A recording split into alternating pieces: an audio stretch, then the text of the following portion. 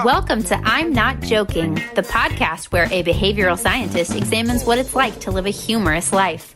Glimpse into the lives of the funniest people in entertainment, business, and science as your host, Dr. Peter McGraw, explores their habits, motivations, and secrets to success. Get ready to fire up your brain and your funny bone. Now, here's your host.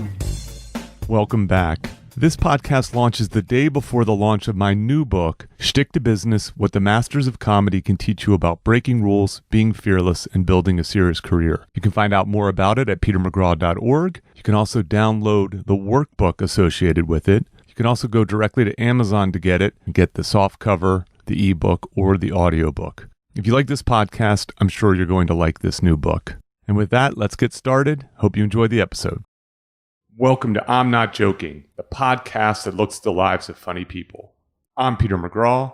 Today's first guest is Stephanie Hong. Stephanie is the co-founder and CEO of Comedy.io, a new platform that brings together brands and comedians to create creative content. Stephanie founded a media and marketing consultancy before in Asia and has worked with clients such as Toyota, Doritos, and Disney. Welcome, Stephanie. Thank you. Our second guest is Ben Wilson with two L's. Ben works with Stephanie at Comedy.io. He's an accomplished marketing professional, including having founded a dental marketing agency, which I want to talk to you about, and has consulted for several Fortune 500 companies. Welcome, Ben. Thank you so much for having me on. That's great. So if you two weren't working as entrepreneurs, what would you be doing with your life? Probably still entrepreneurship. No, you're not allowed. Just different. If I could choose anything, probably a marine biologist, because I love sea animals. That's a good answer. Yeah. Sea life. I would probably be, I'd say a public speaker of some sort. Okay. Doesn't matter the topic. I would just love speaking. Is that right? Yeah. All right, perfect. Well, then I expect you to shine in this scenario. This would be the moment. This would be it. Yes. We'll see if you've made the right choice as an entrepreneur.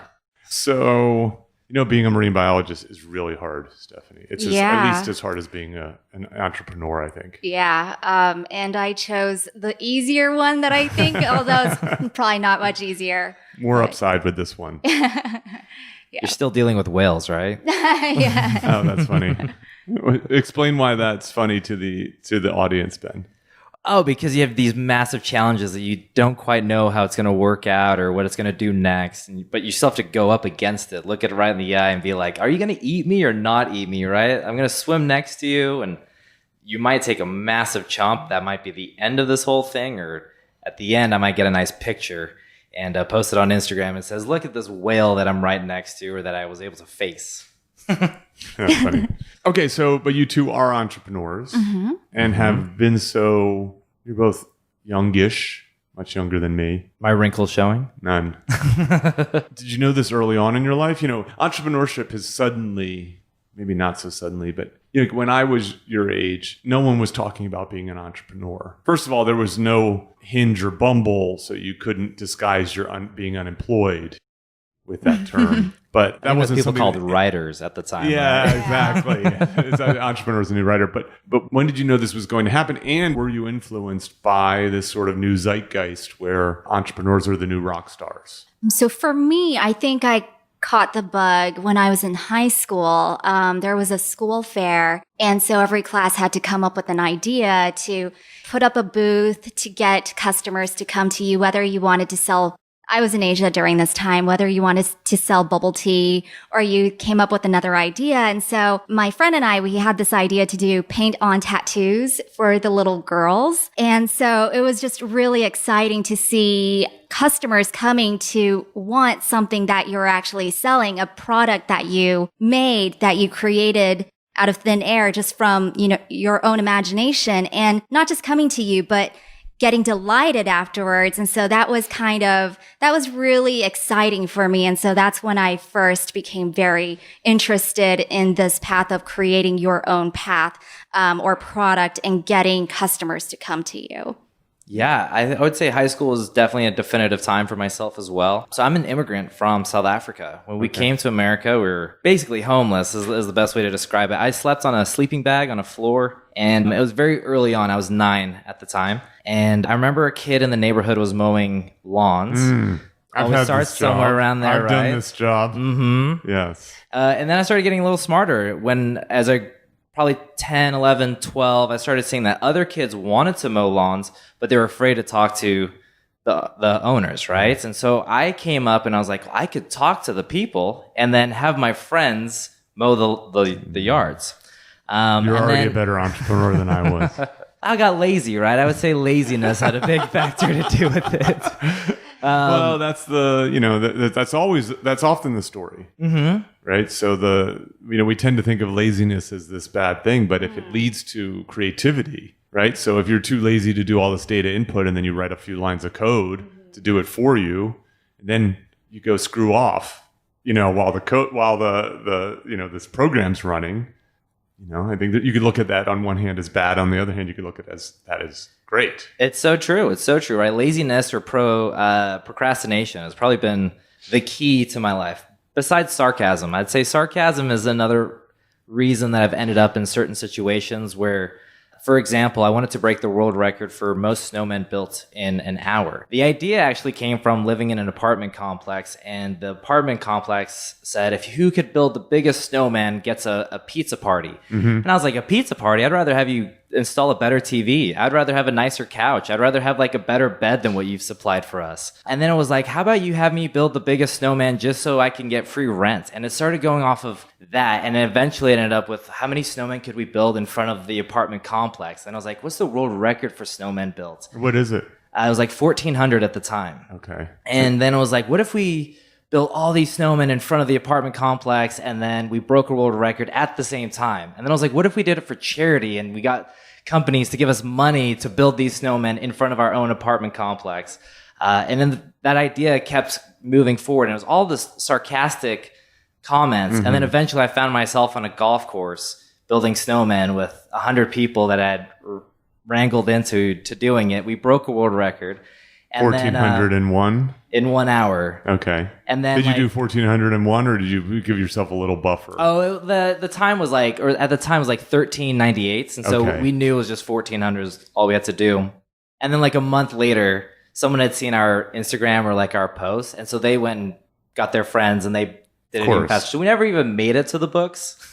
Oh, I see. But it was a good experience. Just sarcasm ended up in there. That's interesting. So, so did you have this situation where you had everybody ready and you were just waiting for the right snowfall? And then that's where God came in. We were like, please, God, if you exist, we need snow. We need snow that's going to work. And we need it on this day, right? So please. Where were you living at the time? In a little town of Rexburg, Idaho. So it was known to snow. I see. But not necessarily, I mean, it hadn't snowed for like 2 or 3 weeks. We were starting to panic because we had people that were starting to drive in from other local cities to come in. And then it just had this massive dump the night before. And I was like, if there's a sign, like, this is it. He wants us to build snowmen. What is this is my last question about this because I probably care more than anyone else listening. I assume there was some requirement for what constituted a snowman?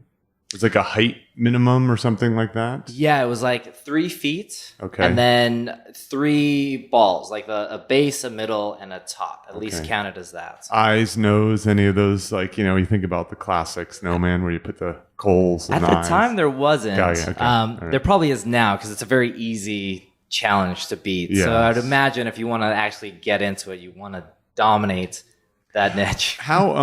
That is really quite entrepreneurial of you. One of the things I always teach my MBA students is how do you escape the competition, right? So I'm sure there's lots of competition for the Guinness Book of World Records for things like jumping rope and other things that people do a lot of. And you found something that was sort of undervalued. Yeah, so something different at least, you know, where you start getting... Most of the world can't even build a snowman. So you already eliminate 60% of the competition. Equator, you're just out of here. Yeah, exactly, right? Like Dallas, Texas, no one in Dallas is going to compete with you. Yeah, got right out of the way there. Stephanie, where were you living in Asia? So I was living in Taiwan Okay. for 12 years. Yes. Not a lot of snowmen. No, not any snowman. Yes, right. That's okay. So you started as a high school kid with this your little business that was sort of spurred on by the adults, but then you went on and founded this media marketing consultancy. Yeah. So I started out actually as a voiceover artist.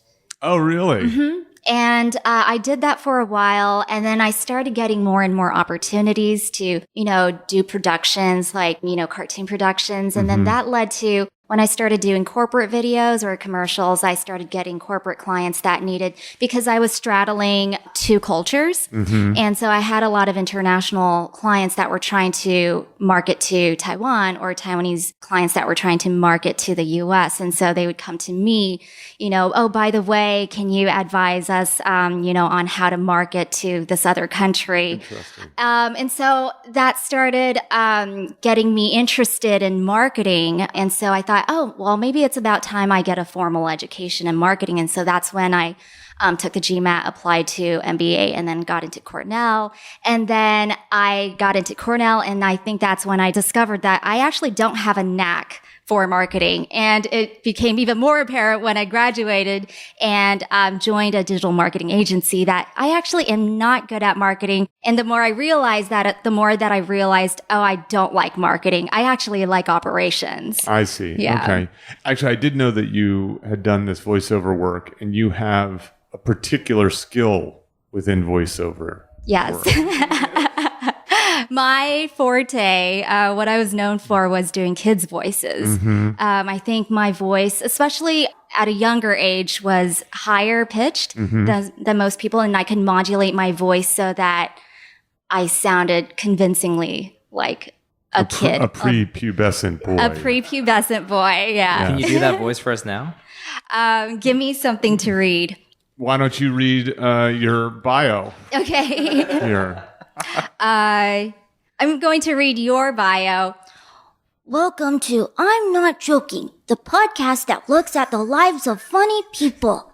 No Wow. way. Well, at least you have something to fall back on. Yeah, if this doesn't work out. Oh my gosh. I think that was the first. I've worked with her for like 4 months now. I've never heard that voice. That was my debut to Ben. Wow, that's great. It's interesting. I actually just met a guy yesterday who is going to read his book. He has a book coming out. He's going to, read Audible of the book. And I recently did that with my forthcoming book. And I was telling him, so I was basically giving him some tips based upon my limited experience. But what I was saying, and Stephanie will be happy to hear this, is I was surprised by how difficult it was to do. And if it was up to me, first of all, if you're a listener and you're thinking about buying the Audible book, it'll be fine.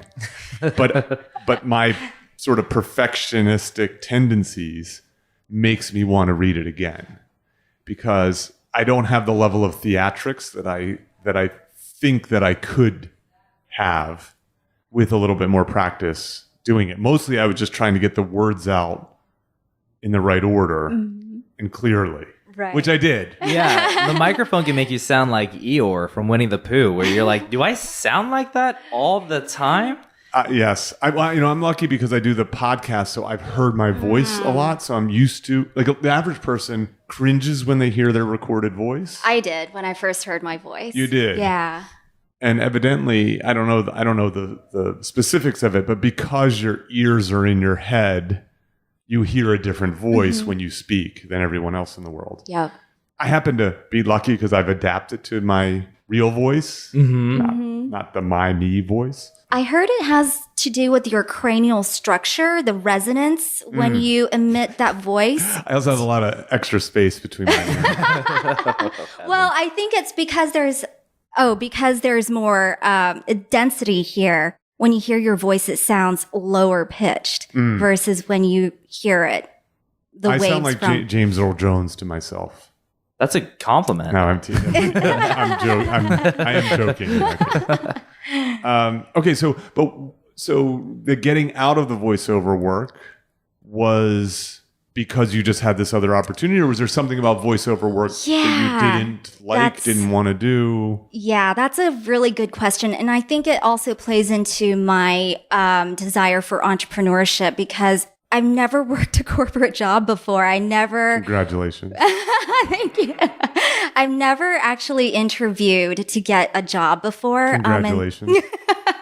I've always been dictating my own schedule. I was responsible for getting my own clients, my own leads, and I really enjoyed that freedom and that a sense of accomplishment to see that you're growing in whatever aspect that you're building your career as. And so I think, but I did get to a point where I felt like I've hit the peak of where I could go with voice recording. And I wanted to experience something new, and I wanted to get more, education in business to be able to apply those skill sets into entrepreneurship, whatever, I decided to do from then on. And a part of me also was, I wanted to get out of Taiwan. I love Taiwan, but it's also very homogenous, where, you tend to get into, it's easy to fall into groupthink. You don't really see other perspectives. And I wanted more diversity in my life. And so New York was perfect for that. I wanted to challenge myself a little bit, expand my horizons, not just like intellectually, but also see what other people are going through, and to give myself perspective on, what I'm dealing with is not that, that difficult. So yeah, well, if you can make it here, right? Yes. So is there anything that you miss about that work? Either the consulting or the voiceover work? I guess the paychecks. Yes, the paychecks, the steady paychecks. It was a very lucrative line of work. Yeah, no, absolutely. I would imagine you definitely missing the paychecks on that one compared to everything else that I know you've told Stephanie's like bobbing her head up and down. Yes, right. You can tell by her eyes. She's like, yes, I remember those days. Yeah. I think this is something I've been late to the game on. I met a friend the other night, and we were talking about her work here in New York City. We're in New York City, by the way, if that wasn't obvious. I was talking about her work, and so there's this guy, his name's Naval. I don't know if you're familiar with Naval. He goes by the name the Angel Philosopher. Yes. He built Angel's List, and he's one of these very smart tech guys who's made all his money but still relatively young, and he doesn't want to stop working, but he also doesn't want to build something new. And so he reads a lot. He's got he's very active on Twitter. He does some podcasting. I'm sure he's investing in companies and an advisor and so on, but he's living a really good life. He got sort of mildly famous to the rest of the world from this tweet storm that he did about how to get rich. Really, it's about how to get wealthy. And in it, he talks about how you shouldn't be looking to rent your time. And so, and the argument is obviously, now, what's more precious than money is time. In for a lot of people, not everyone, but for a lot of people, and especially people who have a lot of skills. And when you're renting your time, you're only making money while you work, and that crowds out other activities. Yeah. Moreover, there's a tendency to adjust your lifestyle to your income. And by the way, we're really good at ramping our lifestyle up. Very quickly. Very quickly. Yes. And I've been sort of late to the game in terms of fully embracing this idea. One is, as a professor, I'm essentially a glorified government worker, and have been renting my time for many, many years now. Sometimes at absurdly low rates. For example, when I was a graduate student. And I've always said, oh, no, you could get away with renting your time if your time's highly valuable and you recognize that you don't really need to adjust your lifestyle that much. I've always been very good about not ramping up my lifestyle. So, for example, when I got my assistant professor job, I just kept driving the car that I had as a graduate student. Whereas a lot of people go out and buy that fancy, they buy their first luxury car and celebrate and all that kind of stuff. Yeah. So, but the more and more I think about this stuff, and as I sort of think about my side hustles, I'm starting to think more about them from this making something that makes money while you're sleeping, right? That's the Passive income. exactly, and so on one hand, so to your point, Ben, I'm pursuing my professional speaking in a very serious way. In the past, I've just dabbled in it. Yes. Now that's renting your time. And if you're good, you rent it at a high rate. But as I start to think about other endeavors, I'm starting thinking more about what can create wealth.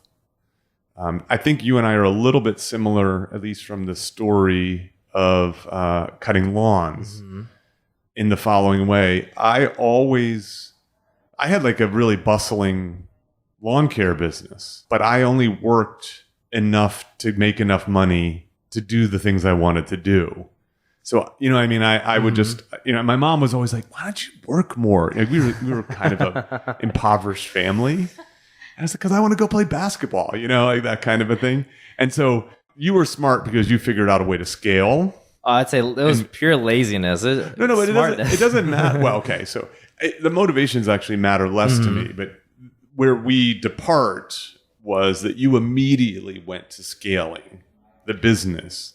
I didn't, right? I was treating it as a government worker then, and only now as I approach 50 am I thinking more about emulating the kind of life that you two are pursuing. I have one advantage though. Do you know what it is? You're a lot smarter than us. No, not that actually. I have an income that allows me to. That's the truth. Take those Consistent. risks. That's true. Yeah. The steady income. No, I was actually very fortunate to grow up in an entrepreneurial family, actually. And my dad had started his own business. He was successful in South Africa. When we moved to America, the exchange rate was very low. So when we sold the house and the cars, it paid for the plane tickets. That's all it paid for. I see.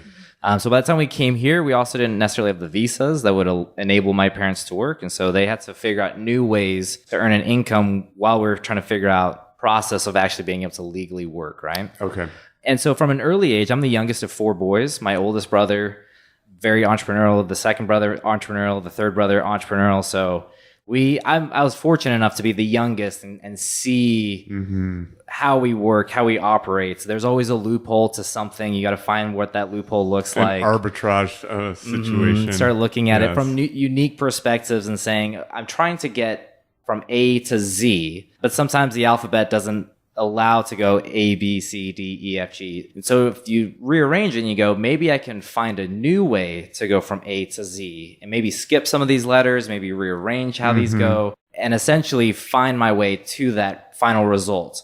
I think along the way with entrepreneurship, I learned you can skip a lot along the way, and then you don't have to go through the same processes as everyone else. You can kind of just take yourself out of the loop, put yourself in a new situation and ask, what is it that I ultimately want out of this situation? And let me just go through and find how to get there.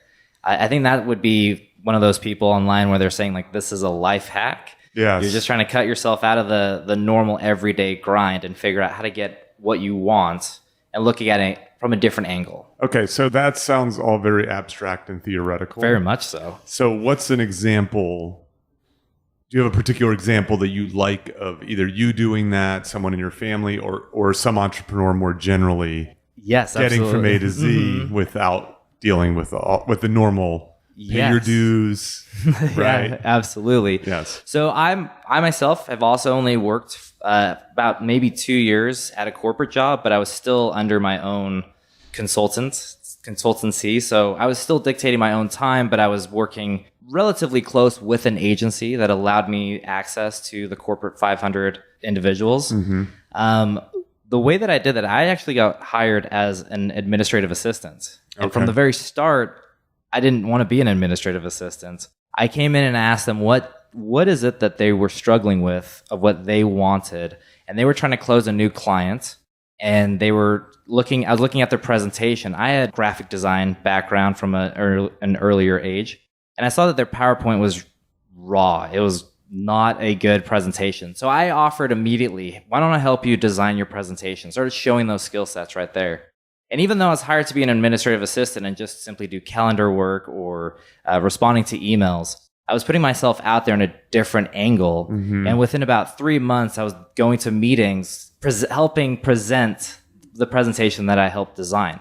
Even though I wasn't talking during those first meetings, I just sat and said, how about I come and take notes about how your audience is responding? Within 6 months, I was talking. I was allowed to speak in these meetings. About a year later, they started asking, what would I do in certain situations? And so even though I was hired as an administrative assistant, that was what I was told I was going to do. I looked at, what do I want? And I want to meet these famous people or meet these corporate clients and put myself in a new position. So I offered something different than what they had hired me for. That was a way to shortcut where I wanted to go. Yeah, that's great. So I'm kind of obsessed with these ideas. So I have this book coming out, in a couple days. Yes, so soon. So soon. And so I talk about how comedians are sort of especially good at this. Yes, right? very good. Because they're first of all, they tend to see the world differently. And then they often, when they're looking at the world, they say, why? Why do I need to do these 6 steps to get to this next level? And then when it comes to behaving or misbehaving, they say, why not? Why not offer and why not just show up at the meeting with a pad of paper and just say, oh, I'm here to take notes. And the world really in many ways. So on one hand, it punishes deviance, right? But yet it rewards results.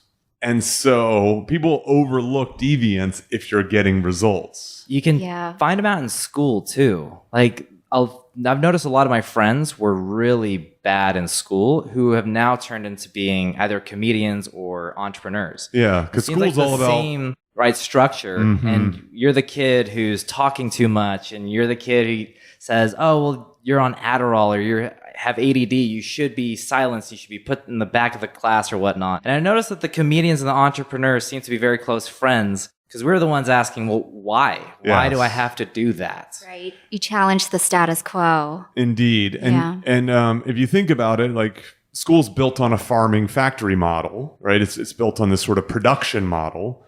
And entrepreneurship, though, is built on this sort of disruption model, this sort of high value model.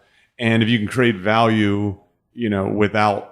And of course, the thing is you want to create value that no one else is creating, right? So now you don't have to compete on price. And so in Stick to Business, I'm really focused on, we can learn a lot about how to approach business problems, career challenges, not from other business people. All that advice feels the same. Dan Kennedy called that incest marketing. Oh, is that right? Like it's like you're taking ideas from the same kind of people that you're using. You're not venturing out into some other world. And so the ideas seem to float around inside of a silo itself. Yeah, like an echo chamber. Yes. Yeah, and you're not pulling in from an outside world. And I noticed comedy, right? You're trying to comment on a situation that you might have experience with, or you're not experienced in that situation. So, there's a comedian recently, I noticed he's from Malaysia. He came to America and he comments about all the weird things we do as Americans, right? Yes. And because of it, he's able to see a situation or a system and then comment on it from an outsider's perspective.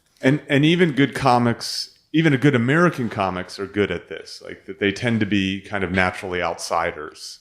I like to say they live in this sort of liminal space. I was actually going to say that because I think the similarities between comedians and entrepreneurs is that we're always living on the fringes, and we approach things in a very meta level. We don't just do things. We think about why are we doing this stuff, or, what could be better. And so that's why, I think you also pointed out that comedians are anthropologists because they're always observing what's going on around them. And so I've observed a lot of successful entrepreneurs, going to these panels, like, they always get the question, how did you come up with this idea? And these entrepreneurs are always saying, well, like, I first experienced this on my own, and this was a pain point that I had. And, I started questioning, why is it the way it is, and what could be done better? And I think it's very similar to comedians, how they approach things and observe things. and always questioning why are things done this particular way, who set the rules. One thing to build on that, Stephanie, with our idea for comedy.io, Well, hold on. Let's step back for a second before you get into that. Okay.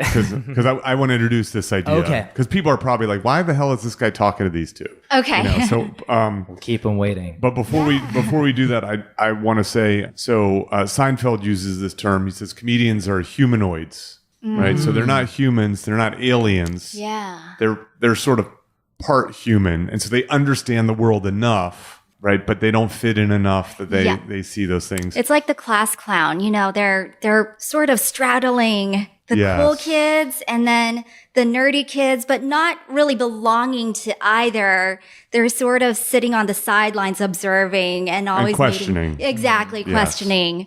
And that's why, they're funny. People want to pay attention to them. One of the lessons that I have, so I have in the book, every chapter sort of a big idea, and then I have what I call act outs. These are sort of mini lessons in between the chapters. And one of them is called An Audience of One.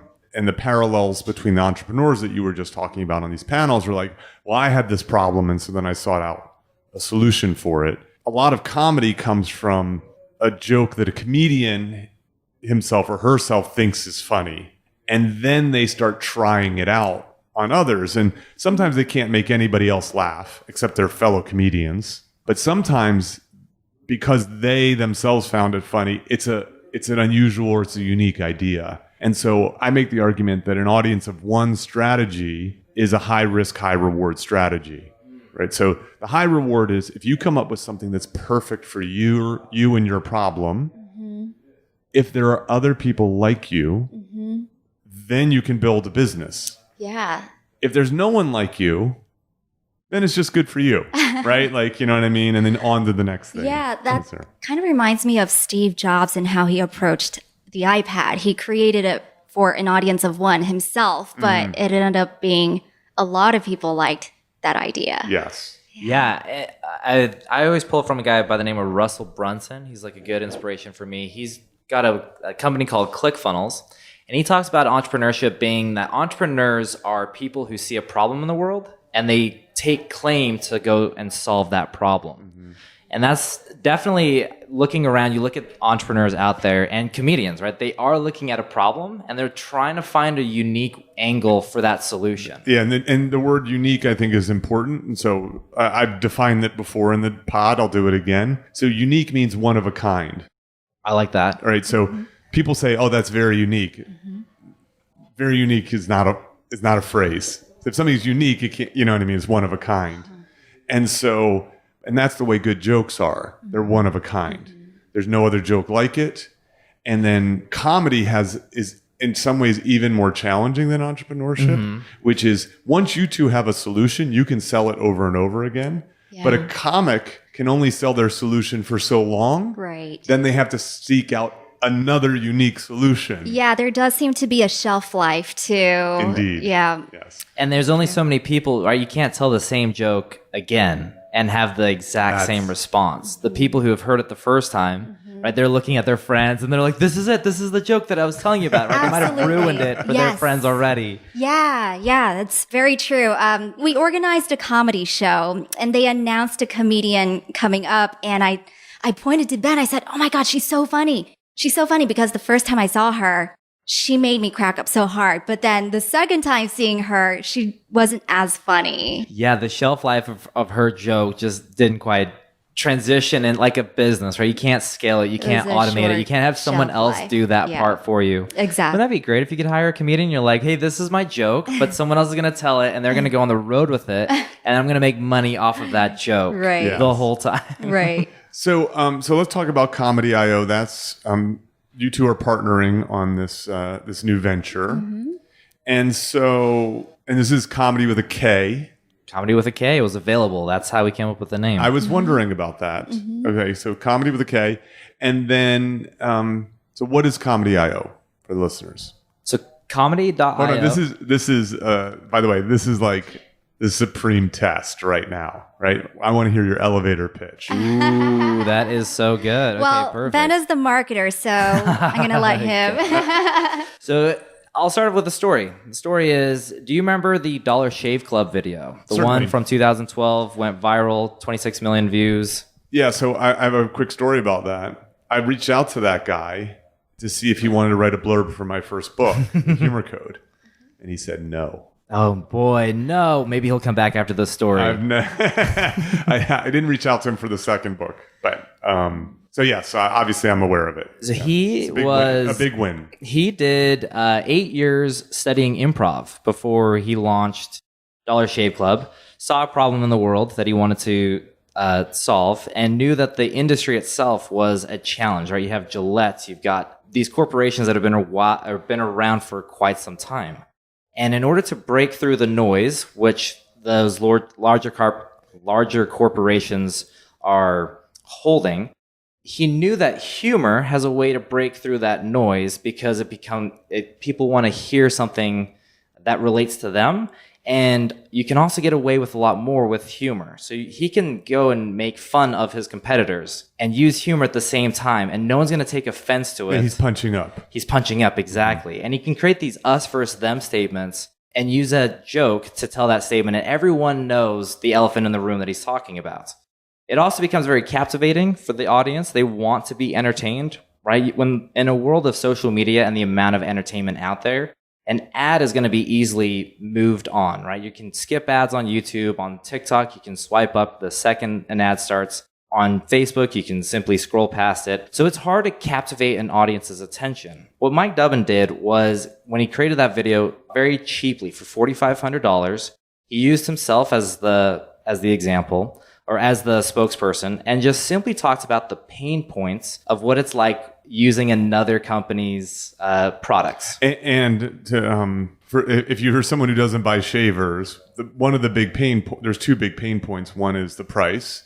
It seems ridiculous that these things are priced the way they are. Mm-hmm. And then secondly, the distribution model, right? So that you've got to go to Target, you've got to go to Walgreens, and then because they're so expensive, they're like locked up in cases sometimes, yes. And you have to find an associate who's going to unlock it to get you your right. Just that is just so ridiculous. Yes. And the target audience, right? Men. Yes. Men, we forget to go buy razors on a regular basis. So you might go through the first razor in a pack in a week, and then the second razor might take you 2 weeks. The third razor is going to take you a month. And then that last razor in the pack, you're holding on to it for 6 months. It's rusty by the time you're like, okay, maybe I should get it the next time I go to the store. So that's a big pain point. And he uses that inside of his 90-second ad.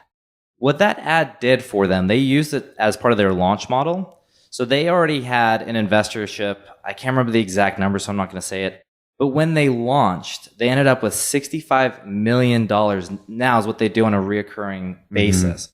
So it was a way to get a brand out there into the public, being shared, and people were excited to share the ad itself. The reason why people share any content is that they can reflect on that pain point themselves or the desire themselves. So there's behavioral psychology inside of it alone. And so shareable content is a way to help other people share what they are feeling. And so humor is a great way to add that into your branding, right? Because then people want to share, hey, I found something funny, and therefore I'm funny by sharing what's funny. Yeah, Yes. you get social credits. There's some research on how people like to share positive things, especially humor. Mm-hmm. For example, they won't share, there's a saying that sex sells. Mm-hmm. People don't share sexy when was ads. last time you saw some porn ad? And you're like, let me share this.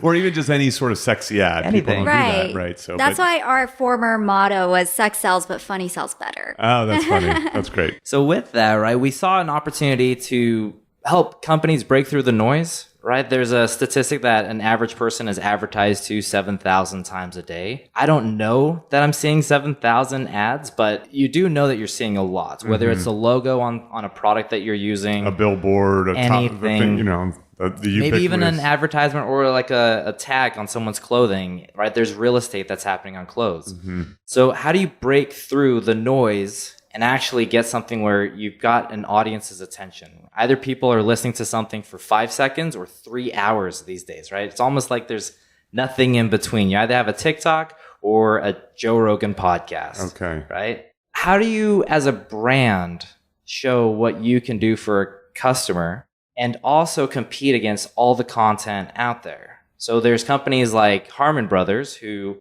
cost $500,000 to help write an ad like Poopery or Squatty Potty. Those ads went viral. They've done hundreds of millions of dollars in sales.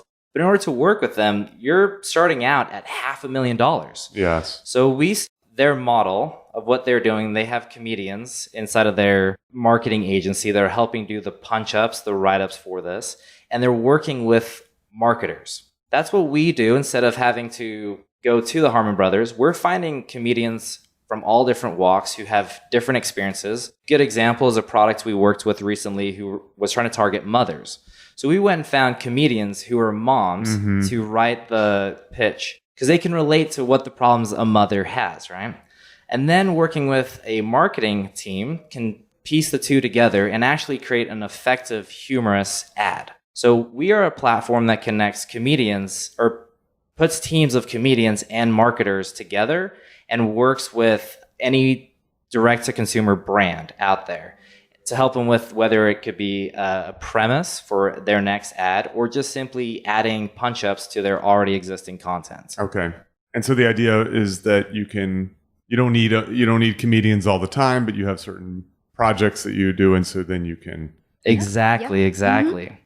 Stephanie, what would you add to this long elevator ride pitch? I think Ben did a very great job. I think I would just like to add, it's especially effective for D2C brands nowadays because D2C brands they tend to be younger, challenger, D2C? direct to consumer brands. Okay. Shopify's made it very easy for these niche boutique direct-to-consumer brands to start building a presence for themselves. And so humor is especially effective I think research has shown that humor or comedy is especially effective. I'm going to backtrack a little bit. Studies by Harvard and Nielsen show that humor is the most effective ad message type. But if you when successful. When successful, exactly. When applied the right way. Yes. Yeah. And there's so many other variables that goes into that. But there has been research that breaks down the different industries and products in which humor is especially effective. And it's been shown that commodity items are benefit especially well with humor. And the reason is because you don't have to educate the consumer what it is. So you can devote the airtime to something that's humorous and entertaining to grab people's attention. The other reason is because there's already a very saturated market with commodity items. So in order for a direct-to-consumer brand, or what I would like to call is a challenger brand in an entrenched industry, in this case, Dollar Shave Club, they were selling a very regular product that everyone knows about. You don't need to educate people what a razor does, but it's a very entrenched industry already with Unilever, all these huge players. And so humor is a very good, effective way for a challenger commodity brand to start making some waves, rocking the boat, and getting people to start noticing them without having to spend the amount of marketing budget that these big giants have to spend. Yeah, and you don't have to spend a lot of money with product development, right? Because razors are so good. Yeah, right? Exactly. You're on the flat part of the curve in terms of improving. Yeah, they had what's called if you've ever read the book Blue Ocean. And I assigned that in my MBA class.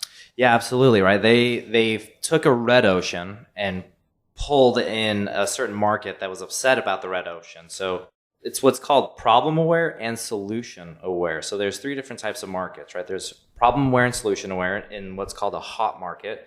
They know the problems that already exist, and they've already tried these solutions. People who buy razors, they know the problem. They got to shave their face. The solution is go to the store, buy a razor. So that's a hot market. They don't need much explanation as to what the problem is or the solution, but they're frustrated by the process behind it. So having a razor delivered to your door is that last little frustration. So Dollar Shave Club could easily come in without a better product and simply say, what's the problem? Price and delivery. So they don't have to talk about anything else besides the 2 pain points in that market. They don't have to educate about people shaving or that 5 razors aren't going to do anything for your face besides the single razor, right? Well, 3. You need at least 3. You could. You need at least 3. For sure.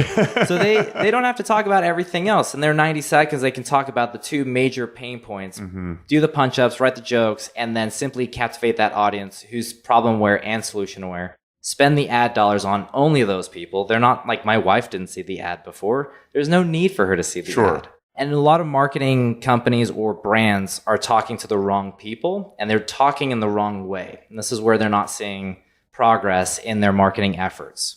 Okay, so I buy all of this, and so it sounds like you're making a case that more companies, especially that are in this category of product, especially challenger brands, should be leaning in and being more entertaining. Yes, particularly because a lot of direct-to-consumer brands now, other brands too, are specifically targeting millennials and Gen Z. And millennials and Gen Z grew up with the digital age. And so I think the VP of marketing for Comedy Central said that comedy or humor is the currency of millennials and Gen Z, because if they see something that they think is funny, that makes them laugh, they're much more likely to share it with their friends online. And it's something that automatically is an action for them to share it with their friends.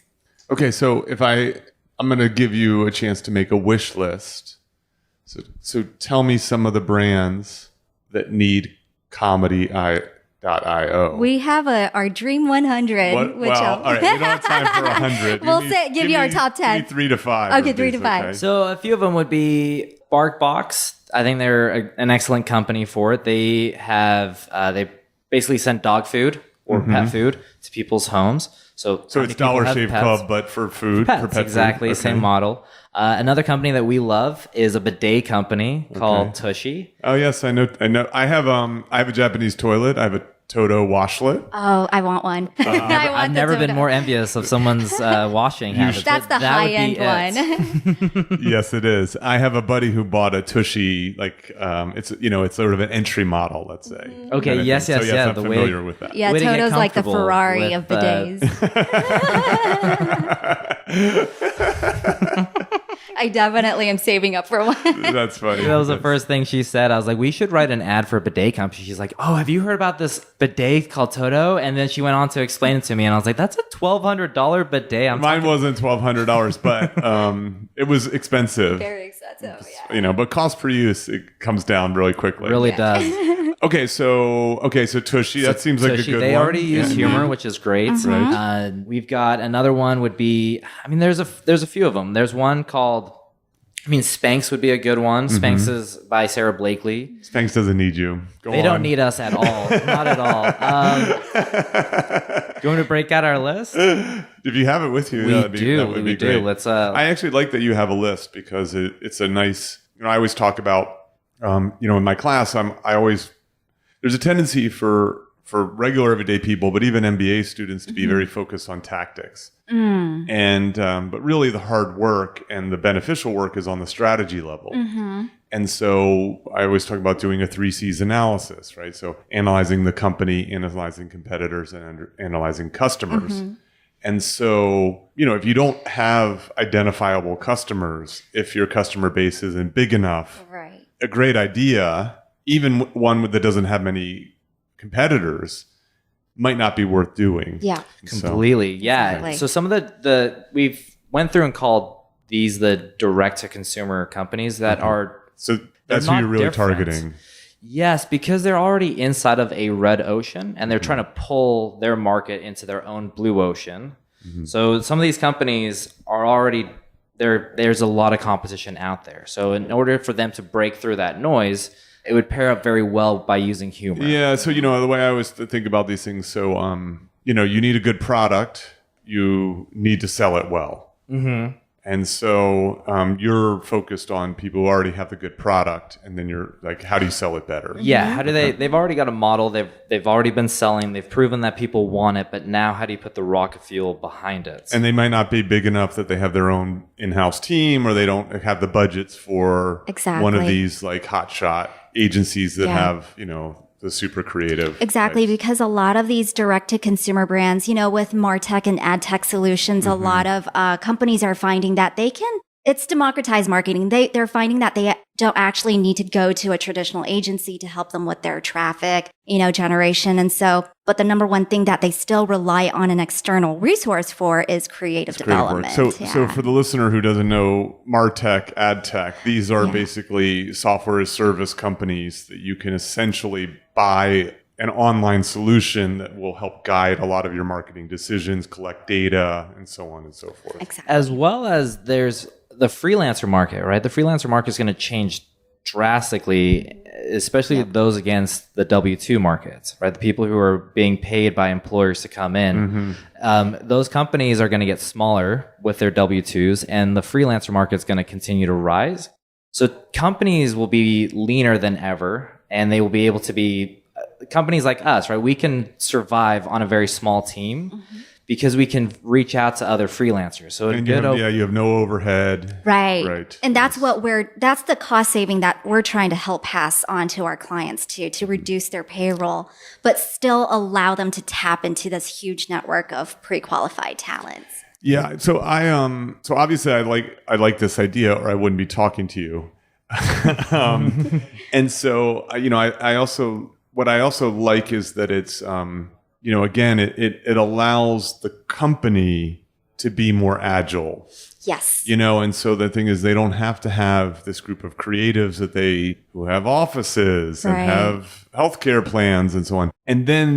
But also then might be mismatched when you have a particular idea or campaign. Exactly. And so I like the fact that you can... Ben puts it really well. He says comedians are audience first thinkers. Yes. And so there's a trend away from, these huge, massive influencers more towards micro influencers or even nano influencers now, because you want to find that influencer that really understands your pain point and to the fact that they actually represent your audience. And that's what we're trying to do. We're matching the brands with comedians that represent their audience and can speak authentically to the pain points that their audience faces. Yeah, and comedians are great at audience first thinking. They are constantly looking at how is an audience going to respond to what I'm saying versus a marketer might come in with a strategy or a tactic and they're going at it head first. And a comedian's going to be creative. They're going to think about this in a different way, looking at it from different perspectives. Yes. In order to get a joke, you have to look at it from multiple angles and see what makes this topic funny. And so you're constantly thinking about who's influenced by this problem, right? And so by pairing up someone who has the strategy and the tactics with the creative or audience first thinker, you can surround yourself with that team looking at what's the problem and how do we get this message to that audience and who is impacted by it. So a good example, one of my favorite ads is the Poopery ad by the Harmon Brothers. Who poops? Everyone, right? And so, but who's going to watch the ad? It might be women who might be embarrassed by that subject. And so they have a woman as the spokesperson, this person with a nice British accent who's posh, and you would never expect this person to talk about a subject like this. But because of it, it enables a new audience to pay attention to the subject and get a problem out there or show that there is a solution to that problem out there. And this audience can feel comfortable listening to it, right? That's the combination of good marketing and good comedy piecing together. And I don't remember exactly what those guys did in sales, but they crushed it. I know Poopery is now the brand that they are. And even here at WeWork, if you notice in the bathroom, there's a little spray bottle. I did see that. I didn't use it, but I saw that. But it exists. Yes. So, I mean, the timing of when I'm releasing this podcast, nearly coincides with the launch of my book, in part because I think the way you're thinking about things and obviously using comedians to create content is essentially so closely related to shtick to business. And what you're talking about this sort of audience focus is like elite level comedian behavior. And so one of the things that so while the kind of kernel for a joke may come from what the comedian finds funny, he or she is honed in on adjusting it very quickly or dropping it. So, adjusting it so that it's maximally funny for the audience, even if it makes it less funny for the comedian, and being willing to drop it if they can't find the right hook. Yeah, that's something that I read about, the creative process that Mike Dubbin of Dollar Shave Club and his team went through. They apparently had a lot of material, but at the very end, they realized that sometimes less is more when it comes to comedy. You want to throw in the punches at the right time, and you don't want to overload, your audience with, too much comedy, because you want to be very strategic about it. So they actually, a lot of their material ended up on the cutting floor. I love that. So I've got two quick stories related to these ideas. So one is, so back to the idea of gearing towards the audience. So I talked to Janae Burris. So she's a comedian, Denver-based comedian who's appeared on this podcast before. She was actually like my fifth guest or something like that. And she will, when she's doing a show at a comedy club, a lot of comedians will just hang out in the green room, eat chicken fingers, and drink beer until they're up on stage. But not Janae. Like Janae ventures out and will sit in the back of the club. And, she's going to watch what the other comedians are doing, what kind of reactions they're getting. And she kind of scans the crowd. Who's there? Are they drinking beer? Are they drinking martinis? Are they dressed up for the night? Or is it a bunch of birthdays? And so she's already planning what she's going to do and adjusting it based upon her observations of the audience. I also spoke to Will Anderson on this podcast, and Will's a very famous Aussie comedian, and he's a total professional. So Will used to use a set list, so a set list in comedy is the same as a set list in music. We're going to play these 20 songs in this order. We already have our encore planned, right? Often that kind of thing. Mm-hmm. So Will used to use a set list, and then he gave up the set list because what he realized was, I've got a bunch of jokes planned about going to the gym, and then I get into the club, and there's a bunch of people who love going to the gym. He's got 4 minutes on how much he hates going to the gym. And he says, I've never pushed this hard in the gym as I am on that stage telling these gym jokes. And so he's, he has a rough idea of what he's going to do, but he just tunes into what the audience is responding to on the fly in order to do this. And then I just lost what was your last thought about? I just lost this idea. Mike Dubbin, Oh yeah, being very Thank you. Yeah. I apologize. So I use the Marx Brothers as a case study in this book about what I use them in a chapter called Taking a Bigger Stage, and about how the Marx Brothers went from vaudeville to theater to movies, where they leveraged their brand and their experience to reach more and more people via a different platform. And so, they are renowned for having created some of the funniest comedy films ever. So they have some obscene number of their films on like the AFI comedy list. Like I think it's like 5 of their 13 films are in the top 100 comedy films ever. Like if you think about that, that's pretty wild. Huge. But it wasn't always rosy for them. So their first 5 films, they had a 5-film contract, didn't actually do very well. And one of the problems with why they didn't do very well was their jokes were coming so fast, boom, boom, boom, boom. But when they did vaudeville, or when they did the theater, Broadway, and so on, they would pause because the audience would be laughing. They were getting real-time feedback.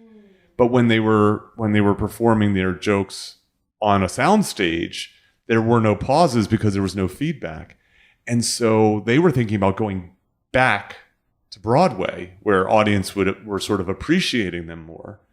And Chico, one of the Marx Brothers, was playing cards with the head of, I believe it's Paramount. And the guy says offhandedly, I can make a movie with you guys that has half the number of jokes and makes twice the amount of money. And it's exactly along those lines. And so they just cut and cut and cut and cut. They cut the stuff that didn't work, but then they also just cut it so that it was paced in a way that worked for the audience. Right. And I think it forces you, I think Mike Dubbin said, it forced them to be have a very high standard for what they did allow into their final cut. And so what you end up with is your cream of the crop. humor. That's great. It's definitely, I would relate comedy equally to storytelling, right? You're telling some type of perspective, which in essence is a story. And if you were to go, let's say, watch The Bourne Identity. This is actually an example from Donald Miller in his book, Building a Story Brand. Okay. And he says you've got to make sure your storyline only hits the points that it should. You shouldn't have these extra points in your story. And he uses the example of Bourne Identity. Says, right, you're watching a story about a guy who's trying to figure out why his memories erase and who's out to kill him and whatnot. It'd be an awful story if suddenly he had a girlfriend and a cat, and the cat needed to go to the vet, and the cat broke its leg, and he's also trying to figure out who he is, right? It's like, now that would be regular life, right? If you had amnesia or whatnot, you've got these other problems. But a story stays aligned with just the most vital parts because you've only got so much attention. Comedy's the same way, and ads are the exact same way too. You've got to only talk about the thing that is at hand, not the extra points that are coming out. That's great. So let's get back to your list real quick, and then I'm going to wrap up with my final question for you two. Sounds great. So here's a few of them on our list. We've got Sleepy Jones, which is a sleepwear company. There's dozens, if not hundreds, of sleepwear companies. If not, you've always got your birthday suit that you can resort back to. Yes. So the competition's very high. Good. Bonobos, they're a direct-to-consumer company. Familiar. Men's clothing. Yes. We've got Wink, which is a wine club. Think about the amount of wine stores there are. Indeed, commodities, sending out there. Great. Chubbies, which is a underwear/swimwear company. Okay. So competition's out there, but they also send it to you. Give me one more. And the last one we'll put out. This is free advertising for you too. So I appreciate it. Thank you. Pick a good one. Let's see who might be listening. Who might have a Google ad alert set up? Let's say Brooklinen, right? They're bedding, beds and beddings. They've got sheets. Okay. Are you thinking about how much competition there is for sheets out there, and these guys are trying to send sheets to your home? So I'm going to reference back to Stick to Business. Forgive me for shamelessly selling this book, but I'm super proud of it. In chapter 3, chapter 3's title is called Create a Chasm. And comedians create a chasm. Like, they're very good at their audience laughing, and they don't care when their non-audience is not laughing. And they don't even care if the non-audience is offended. But one of the things that I think brands can learn from comedians, and this is supporting why they should call you, is they should actually take more chances, not fewer chances. So the example, it's not in the book, but I teach it in my class, is like, the Cybertruck comes out, right? Or at least, it gets announced, right? So Tesla announces its Cybertruck. And what I love about that is some people love the Cybertruck and some people hate the Cybertruck. And you know what? For the same reasons, And so having a brand that's willing to be, divisive. Exactly. Willing to push some limits and so on, and risk that some people aren't going to like it. Right. Oftentimes it's giving some people a reason to like it, especially in the case where every single pickup truck in the world looks exactly the same. And so you're giving a person a reason to choose you at the same reason they're giving you a reason to not choose them. Completely. Even when your final output isn't funny. Still thinking creatively from the start. So starting it with a joke, as David Ogilvy had said, you start your ideas as a joke, and you got to think funny to think outside the box. And then your final product, might end up being the Cybertruck, divisive. That right there is where a lot of brands are missing. You've got Doritos, who hasn't come out with a funny ad in years. They've tried, but they don't want to push any limits. They don't want to be the company that is getting mocked or brought up in the media. Yeah, they're too broad. Too broad. Geico's the same way. It's not that funny. It's, I see where you guys were kind of going for it. Progressive's done the same thing. Allstate Insurance.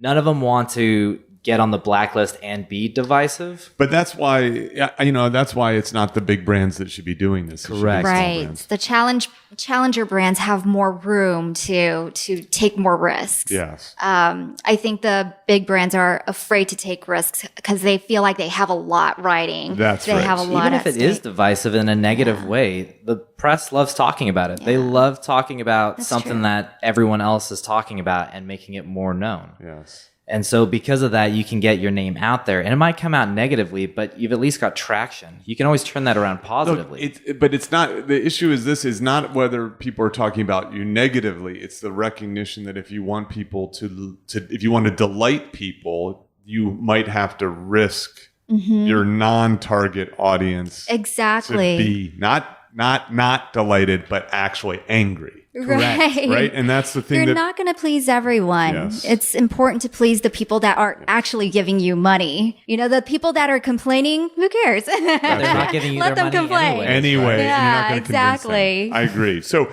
obviously I'm on board with the kind of ideas that you folks are working on. So last question, and this is a little bit more for Stephanie because Ben, you had already given me a couple of these. What are you reading, watching, or listening to that's really good? So Ben, you had Donald Miller, his book. He's my hero. That's a good book. And then you said Dan Kennedy. Dan Kennedy. It's like the godfather of Dan direct Kennedy. response copywriting. Okay, and did this incest marketing thing, was that a book or was this an article or a talk he gave? I think I learned about it in a book called The Ultimate Sales Letter. Okay, super. All right, I'll put these in the exhibits. Stephanie, do you have anything that stands out to you? I'm not sucking up right now, but I'm literally reading Shtick to Business right now. How much did you get paid for that? Do I get a cut of that? You're one of a very small number of people who have received an advance copy. Yeah. But I'm actually happy that get to have the That's opportunity very nice. to read I it. swear I did not know she was going to say this. Well, what I'm watching now is I actually tend to go back and forth. I'm in the middle of watching Narcos Mexico right now. Okay, fun. Not funny at all, but No. yeah. And then what I'm listening to, just a myriad of podcasts. I'm trying to listen to more recommendations from Ben. He bought me a productivity high performance journal, and it's called the High Performers Planner. And it's written by Brandon Burchard, who's published a book on the high performer. High performance habits. High performance habit. And he also has a podcast I just subscribed to. So, Okay. yeah. He's going to like chapter 4 called Write It or Regret It. He actually will love that when he gets to it, I'm sure. Is that right? So so I have a friend she was an advanced reader, and she says, she's like, I've read 100, maybe 200 business books, and I've never read a business book that talks about writing. And I have a chapter dedicated to writing. So It's I love so that you have a key, journal. right? What's Comedians that? are perfect at that. It's how you end up with your craft, all your bad ideas out. Exactly. Flush it out. Yes. I mean, part of it is that the one of the best predictors of a good idea is the number of ideas you come up with. And so working on it as a regular practice. I'm excited. And are you journaling?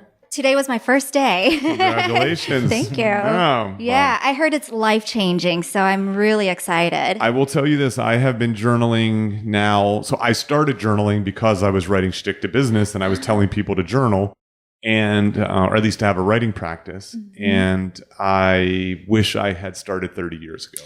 I could agree with that.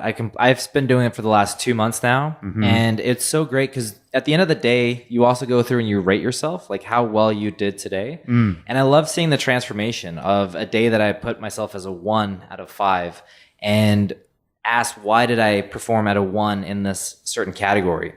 And then the next day I went back through and I noticed I put myself as a 6, right? I became a very subconscious movement of I should be better in this category. And so because the subconscious loves talking to the conscious while you're awake, I focus very heavily in that topic the next day. And so you can kind of align yourself like a pilot.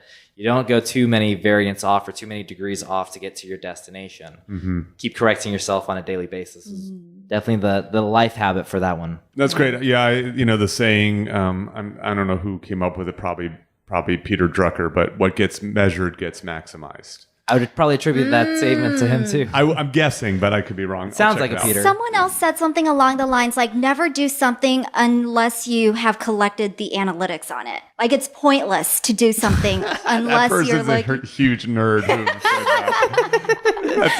That sounds like This is why I founded a company with her. But I can kind of see the reasoning behind it. I get it. It makes sense. That person's not open to new experiences. Well, this has been great fun. I appreciate you guys doing this. Obviously, the timing of this is is a good fit. And so I'm glad that you were able to welcome me into your low overhead workspace. You're welcome. And very excited to see Comedy.io grow. We appreciate your time and having us on. So it's been fun. This was really fun. Thank you much. Yeah. Cheers. Thank you for listening. Don't forget to visit petermcgraw.org for more information about our guest, show notes, and social media links. If you've enjoyed this episode, please subscribe and share with others.